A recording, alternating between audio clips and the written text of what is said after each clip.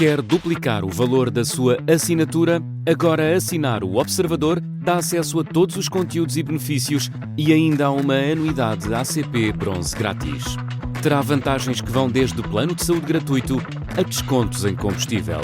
Esta é uma assinatura que vale por duas.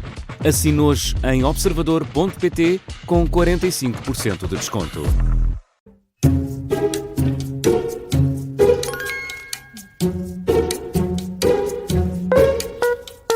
Começa agora mais uma comissão de inquérito das manhãs 360. Hoje é nossa convidada a Presidente da Câmara Municipal de Almada, Inês de Medeiros. Seja bem-vinda. É uma repetente, não porque chumbou na primeira vez que por cá passou, é porque cá está de novo. Gostou tanto que Exato. quis fazer de novo. Só uma nota, fez 16 pontos da última vez que esteve na Deus. comissão de inquérito. Ai, não. Só aqui regras muito rápidas. São 5 perguntas, cada resposta vale 5 pontos.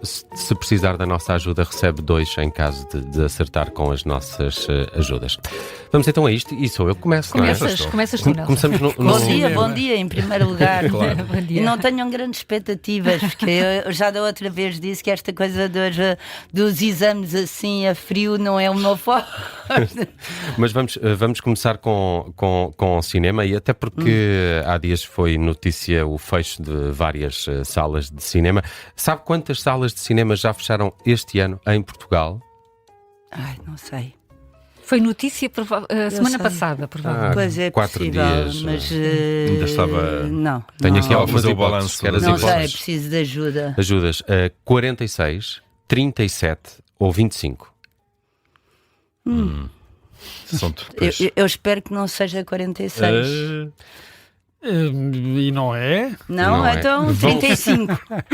37. 37. Vamos considerar certo, não é? Certo. 2 pontos. 46 vão ser no final do ano. Até agora Provavelmente. fecharam 37 e acho que faltam 9 que ainda estão na calha Que ainda para estão fechar. para fechar. Sim. Algumas destas salas também garantem aqui alguma diversidade no tipo de cinema que vemos, não é? Para que não vejamos todos só Hollywood.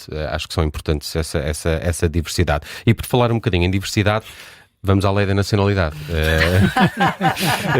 Que tem final. Nós aqui fazemos muitas É bom fazer cambalhotas. estas coisas. Antes de transição mais entrarmos na descarada. nacionalidade, posso só dar aqui uma nota. Força. O que se sente é, por exemplo, nós ali em Almada, de facto, temos muito poucas salas. Temos as salas do Fórum Almada, Dos shoppings, que não é o do shopping, que é o normal, mas depois também na nossa Biblioteca Central temos uma sala de cinema. E temos uma programação muito cuidada e difícil, e até com filmes muito alternativos, e está sempre cheio, sempre. Portanto, E há eu público acho... até. Não, o que eu acho é que as pessoas temos que voltar a pensar nestas salas mais pequenas de proximidade que têm outra Almada relação. tem um cineclube, não é? O Almada Cineclube, não sei Sim, se está ativo. mais ou menos, mas o Almada, assim, nós queremos justamente impulsionar mais esse género de salas, criar mais salas pequenas, onde o ir ao cinema também pode criar debates, Os cineclubes. Os cineclubes, na antiga acessão da Mas palavra, isso eu acredito. significa que o cinema, a ida ao cinema, a experiência de ir ao cinema tal como a conhecíamos, está destinada a acabar, porque essas salas pequenas precisarão de alguma forma de apoio público? Sim, provavelmente sim, ou então os cineclubes sobreviviam também muito com preços mais baixos, mas sobretudo o que eu sinto, aliás é engraçado, aqui há uns anos, há umas décadas, o teatro estava vazio e o cinema estava cheio, e o que eu sinto que se passa neste momento é que as pessoas querem espetáculos ao vivo, querem uma experiência de proximidade. Vê-se muito com os espetáculos de stand-up, que têm uma grande afluência de público. Sim, e não só. E não e, só, por exemplo, claro. os festivais de cinema estão cheios. Ou seja, as pessoas querem verdadeiras Eventos. experiências, querem eventos, querem poder partilhar ideias e, portanto, eu acho que querem mesmo proximidade e querem algo menos anónimo do que estarem sozinhas em casa a ver as suas séries ou os filmes nas plataformas.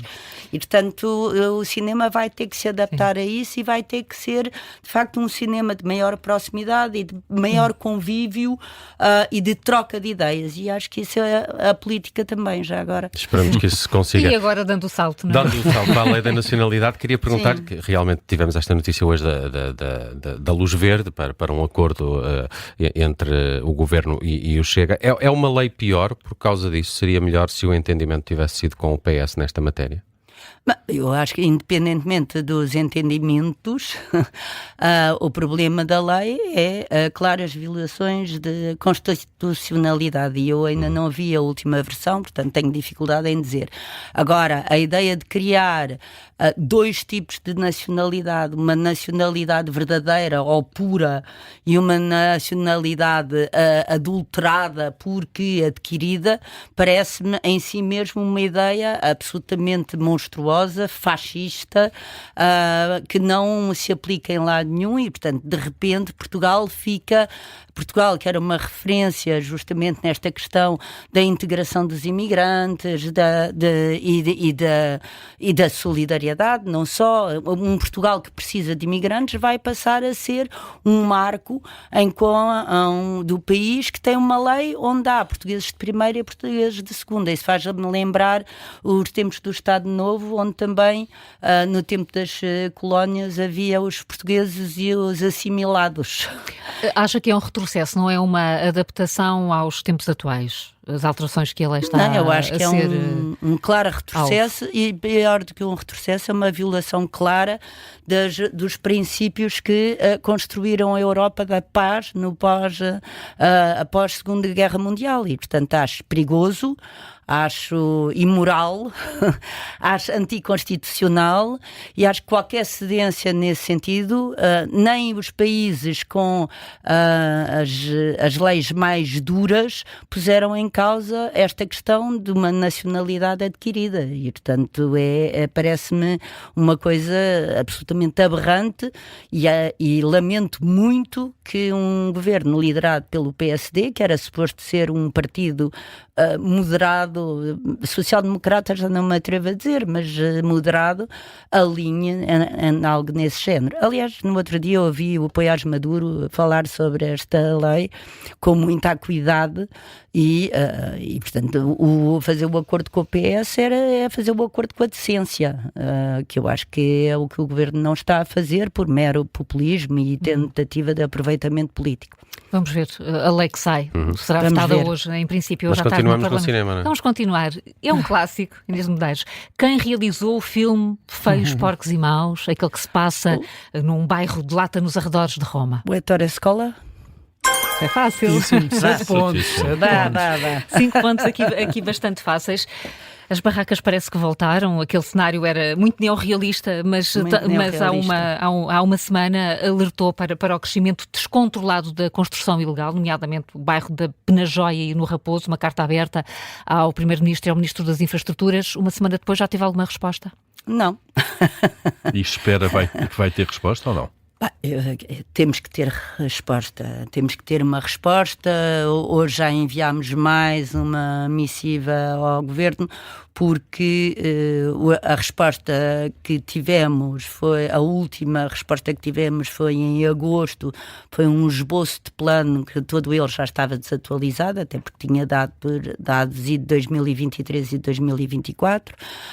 Nós temos ali uma questão que é premente, aquele território é mesmo pertença única do Estado, aliás está fora do nosso plano diretor municipal, e portanto nós não temos mesmo qualquer jurisdição ali. O IRU inclusivamente constrói sem licença, portanto não é de facto um espaço de jurisdição da Câmara.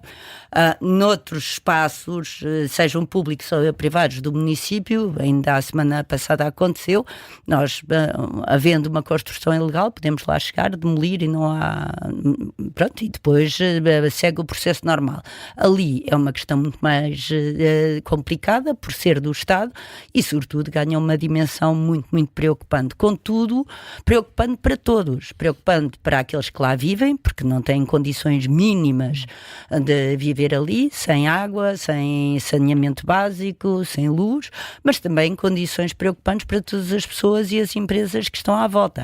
A Carta Aberta alertava para isso mesmo. Nós temos empresas e equipamentos fundamentais ali à volta, que ele está ao lado do Hospital Garcia de Horta. Nós temos tido cortes de eletricidade em permanência, notícia, não tem atingido o Garcia de Horta. Tivemos cortes de água também, por desvio de água.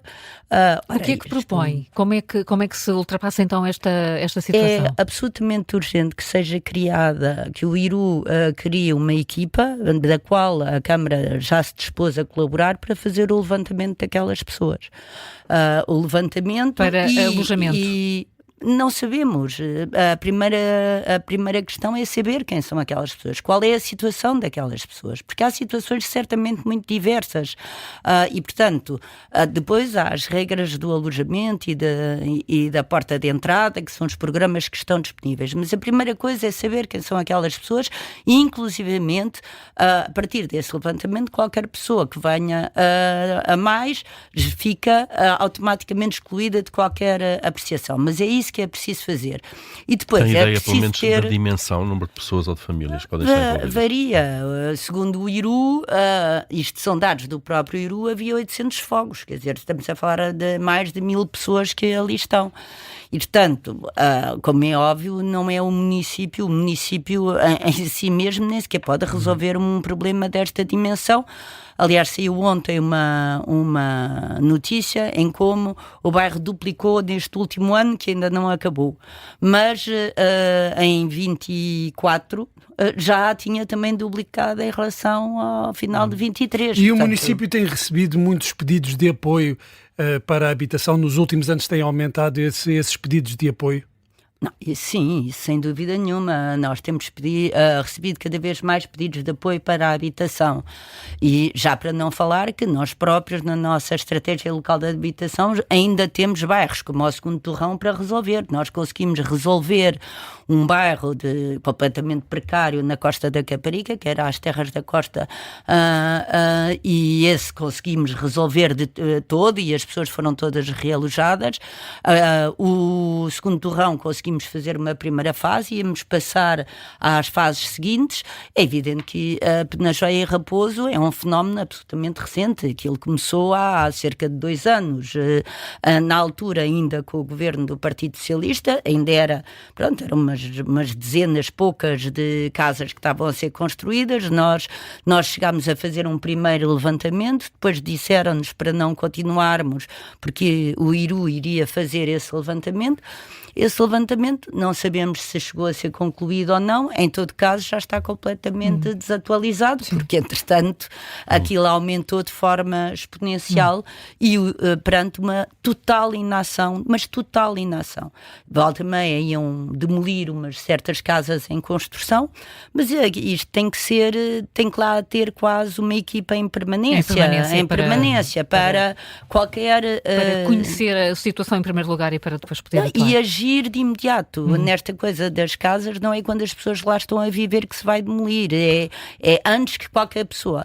E já para não falar que é óbvio que há alguém que ganha dinheiro com a construção daquelas casas. Aquelas casas não é propriamente o resto da madeira ou da chapa que encontramos. Aquelas casas é quase uma urbanização. Aquilo é tijolo, aquilo já é quase uma pequena vila. Tem cafés, tem barbearia, tem comunidades, já é um bairro. Quer dizer, vamos falar disso no Contracorrente também, depois das 10. E é óbvio que temos que todos pensar nas consequências. Temos aquelas crianças que têm que ser acolhidas na escola, como é óbvio, e têm estado a ser acolhidas na escola.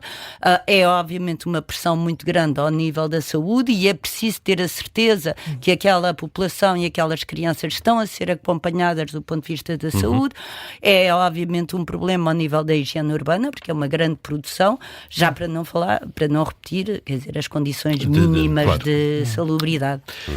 Falou em saúde, é para aí que vamos agora na terceira questão, Inês de Medeiros. Em que território ultramarino Garcia de Horta exerceu a sua profissão de médico? Ele era médico, contemporâneo de Luís de Camões. Isto já é uma pista, se quiser. Território ultramarino, Luís de Camões. Certíssimo. Muito bem. Foi em Goa, de facto. Foi uma boa pista. Foi uma boa pista. E há lá um jardim, tem em Goa, que é o Jardim Garcia de Horta, mesmo para celebrar o médico português. Sim. Pronto, e agora já sabe para onde é que vamos em termos de tema, não é? Faz algum sentido concentrar na Península de Setúbal as urgências, pelo menos algumas especialidades, num único hospital? Que é o plano do governo, basicamente. Vamos lá ver, pode fazer sentido, mas pode fazer sentido uma vez que o Garcia de Horta é conhecido por ter uma das melhores serviços de neonatologia, e pode fazer sentido se continuarmos a concentrar no Garcia de Horta a excelência, os casos mais complicados, pronto, toda essa grande especialidade. Mas se agora exigir resposta ao Garcia de Horta para toda a Península de Setúbal, isso não vai pôr em causa a qualidade do serviço que é prestado? Isso era o que eu ia dizer a seguir. Ou seja, o que nos preocupa nesta concentração não é para continuar a melhorar o serviço de excelência, porque o Garcia de Horta é um hospital de referência, e volto a dizer, não é só para a Península de Setúbal, é até ao Algarve. É mesmo o grande hospital de todo o sul do país. O que me preocupa nesta concentração é fazê-lo por uma questão de falta de meios, o que significa que vai sobrecarregar ainda mais o Garcia de Horta, e vamos lá ver, os partos, de uma maneira geral, não é doença. Devem ser feitos em meio hospitalar por uma questão de segurança, e portanto devem ser feitos de preferência em proximidade, e sobretudo seguidos, as mulheres têm direito a serem seguidas pelo seu médico, pelo menos as equipas que os acompanharam. Portanto, a concentração de serviços de ponta numa única urgência, para mim, faz todo o sentido. Esta concentração apenas para acolmatar falta de profissionais, eu até admito que tenha que acontecer, mas não é uma boa solução. Vamos avançar para a quarta pergunta, falar de outro tipo de crise, e a pergunta é: quantos deputados o Bloco de Esquerda elegeu em 1999? Foram as primeiras eleições legislativas a que concorreu o Bloco de Esquerda. Quantos deputados elegeu nessa altura? Eu tenho, não tenho certeza nenhuma, mas foi o Louçã, eu diria 2 ou 3. 2, dá certo. Está certo. Também enganei na tecla. Creio que foi o Luís Fazenda e Francisco Louçã. Houve aquele nome de ficar em pé à espera que lhe distribuíssem os lugares no Parlamento da frente.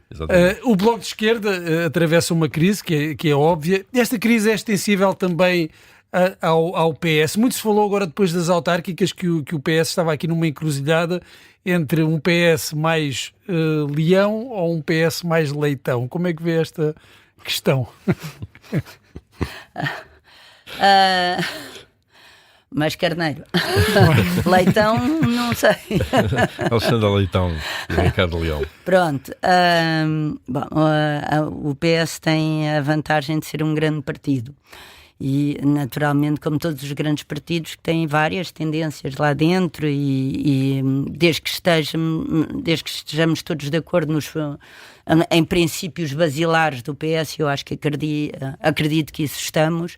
Não, o resto é uma questão de intensidade, vamos dizer, para um lado ou para o outro. A primeira questão é que eu acho que mesmo depois das autárquicas verificou-se que o PS não houve aquela derrota estrondosa, uma debacle enorme, que o PS ainda tem uma grande adesão no terreno, que é a principal força de um partido. É de facto o seu assento nos territórios e na proximidade, e por isso é que as autárquicas são tão importantes. Agora, eu acho que a esquerda tem um desafio pela frente. Tem um desafio porque a esquerda neste momento tem um discurso que é certo, mas que é um discurso curiosamente muito conservador. Ora, nós temos um discurso a dizer voltar a direitos basilares, voltar a direitos laborais, voltar a... Bom, ora, com discursos conservadores não se atraem jovens, e portanto o que me preocupa a mim é como é que nós voltamos a dar esperança aos nossos jovens. Eu confesso que estou sempre a repetir esta tecla, porque acho que é mesmo essencial. como é que voltamos a dar esperança aos nossos jovens, como é que nós conseguimos que eles voltem a acreditar no Estado Social, coisa que não acreditam de todo. É óbvio que nunca não concebem a sua vida com empregos para a vida e, portanto, a relação com o trabalho mudou completamente. Nós temos que ter uma posição muito clara relativamente às novas formas de trabalho, mas não é certamente com esta proposta do novo Código Laboral do Governo que vamos conseguir fazê-lo. Mas deveríamos ter E falar para os jovens. A próxima pergunta, que é a última, vai aqui no seguimento do que está a dizer, e é uma afirmação recente que lhe pergunto quem foi que disse: era importante que António José Seguro, como fez Mário Soares em 86, ocupasse o espaço do centro-esquerda. Está-me a perguntar quem é que o Sim, disse? quem disse isto? Recentemente, na televisão. Aí não faço mesmo ideia, mas posso atirar. Um camarada o José seu Luís do Carneiro? partido. Não. Não. Então. Mas também também é do reino animal. Meu Deus, e somos todos. Nós somos todos do reino animal. Pelo nome. Pelo apelido. Ricardo Leão, Pelo apelido. Ricardo Leão, certo. Alexandre Leitão ou José Luís Carneiro? Era importante que António José Seguro, como fez Mário Soares, ocupasse o espaço do centro-esquerda. Ricardo Leão. Não, Alexandre Leitão, pronto, então, ok. Mas aqui não. Certo. Foi Alexandre Leitão, sim. Isto vai no mesmo sentido, mas queria dar o salto para as presidenciais. Já sabem quem vai votar? Quer dizer, o mais... Não é óbvia a resposta, não, eu não escondo que não é óbvia a resposta. Não é óbvia a resposta porque eu sou daquelas que também gostaria que houvesse um candidato que juntasse a esquerda. Que juntasse a esquerda e que fosse... Gostaria que não houvesse tanto candidato e que se pensasse bem na importância destas eleições. Votarei certamente naquele que tiver mais hipóteses de travar o Chega, isso é logo a primeira questão, mas provavelmente votarei no candidato do PS. Mas ainda não disse o nome do candidato. Não, António José Seguro, posso dizer, mas ainda estou de facto, ainda não pensei muito nisso.